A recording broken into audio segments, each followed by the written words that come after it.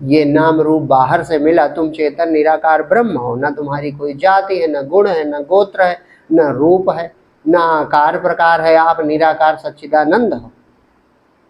उस रूप को जाने बिना तो जन्मता जाता है मर, उस रूप की पहचान कर निश्चिंत हो जग में विचार। उस रूप को भूल गए हैं हम अपने सच्चे, इसीलिए सुखी दुखी होते हैं। और चेतना को बाहर से ये नाम रूप जो है पहनाया गया, उपाधि माने डिग्री बाहर से मिली।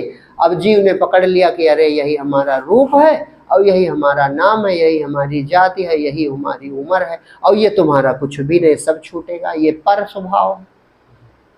स्वभाव, भाव माने है, स्व माने अपना होनापन। जो अपना होनापन है वो हमेशा रहता है, सो जागो हर समय। उसी अपने होनेपन को पकड़ लो, बस परमात्मा प्राप्ति हो गई। ये भाव है स्वभाव। स्वभाव माने अपना होनापन, भाव माने है, स्व माने अपना रूप। जो अपना रूप हमेशा है उसी में स्थित रहो, वही परमात्मा का रूप है। और ये पर स्वभाव है, शरीर संसार ये छूटता हो बदलता है। और जब तक अज्ञान है तो शरीर की उम्र को हम अपनी उम्र मानते हैं, शरीर की जाति को अपनी जाति मानते हैं। शरीर रोगी है तो हम कहेंगे हम रोगी हैं, और शरीर निरोगी तो हम बड़े पहलवान हैं।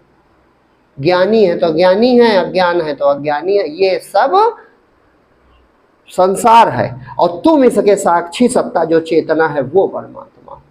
जैसे उदाहरण के लिए बताएं, एक बार महाराजा विदेह जनक जी को स्वप्न हुआ। स्वप्न में उन्होंने देखा कि विदेश दूसरे राजा ने इनको कैद कर लिया, जीत लिया और जेल में डाल दिया। और जेल में पड़े तो एक दिन भंडारे के समय भोजन पे नहीं गए, दोपहर का समय था, देर में पहुंचे तो भंडारी से कहा कि कुछ भोजन मिल जाए, भूख लगी। तो मिट्टी के बर्तन चलते थे, उसमें थोड़ी सी कढ़ी बची थी, तो उसने कहा यही बचा है, इनको दिया। इतने में एक चील आई, चील पक्षी, और उसने जो है झपट्टा मारा। जैसे उसने झपट्टा मारा बस वो बर्तन टूट गया। इतने में इनकी नींद खुली। नींद खुली तो कहा देखते हैं कि हम अपने महल में सोए हुए हैं अपने बिस्तर पे। तो जनक जी बहुत विवेकवान है, तो उनको विवेक हुआ कि अभी जो देखा वह भी सच लग रहा था, और अब मैं देख रहा हूं कि कुछ नहीं हुआ, मैं अपने महल में हूं, तो दोनों में क्या सच है, यही उनकी जिज्ञासा थी। तो जब अष्टावक्र जी मिले उनको, तो उनसे यही प्रश्न किया कि गुरुदेव बताइए वो सच था जो देखा, या अभी जो है ये सच है। तो जो अष्टावक्र जी ने उत्तर दिया वही उत्तर हम सबको सुनना चाहिए। अष्टावक्र गीता के रूप में वही उपदेश प्रतिष्ठित है कि उन्होंने समझाया था कि ना रात वाला सपना सच है, और ये जागृत अवस्था दिन की यह भी नहीं सच है, तुम सच्चे। यानी तुम कोई निराकार वस्तु हो।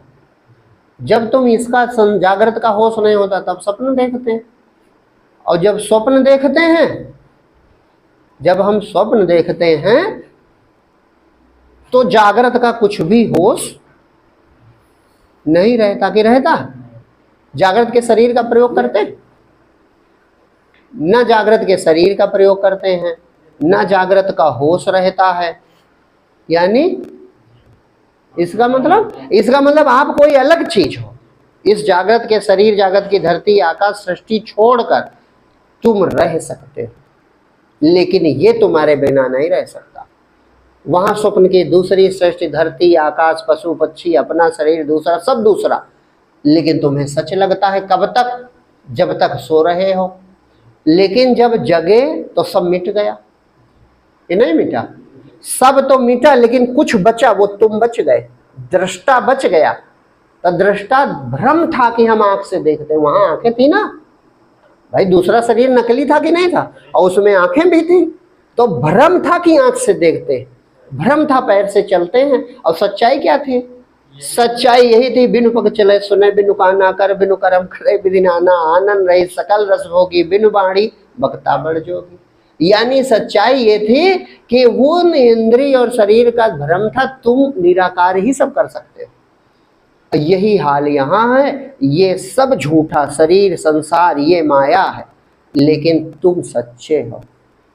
अपने को पहचान, तू ही भगवान।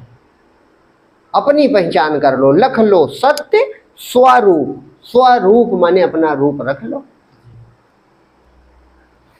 लख लो सत्य स्वरूप, अमर हो जाओगे, कर अपनी पहचान अचल सुख पाओगे। जब देखोगे रूप पुराना, तुम्हें लगे जाना पहचाना, उदय होए उर ज्ञान दिनेसा, कटे भरम मिट जाए कलेसा। ऐसा अनुपम रूप न मुख कह पाओगे, लख लो सत्य स्वरूप अमर हो जाओ।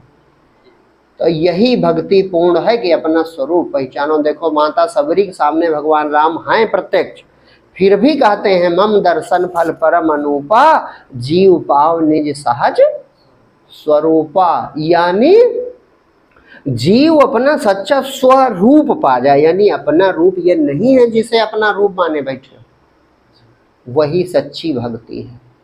और वो उस रूप में हम और परमात्मा दोनों एक है, अंश और अंशी से अलग नहीं होता। कहा जाता है लेकिन अलग नहीं होता। जैसे उदाहरण के लिए बाराबंकी भूभाग तो धरती से अलग नहीं है। व्यवहार के लिए प्रयोग करो कि ये बाराबंकी है, ये लखनऊ है, ये अमेरिका है, ये भारत है, यूरोप है, एशिया है, लेकिन सच्चाई क्या है? अखंड एक धरती है। इसी तरह अखंड मंडलाकारम व्याप्तंगेन चराचरम, अखंड मंडलाकार परमात्मा भरा हुआ है और उसमें नाम रूपी ये पुतलियां तैर रही हैं। तो इसमें फंसा जीव अगर अपने स्वरूप को जान जाए तो बोध हो जाए कि परमात्मा के सिवा कोई दूसरा, और यही दुखों का नाश है।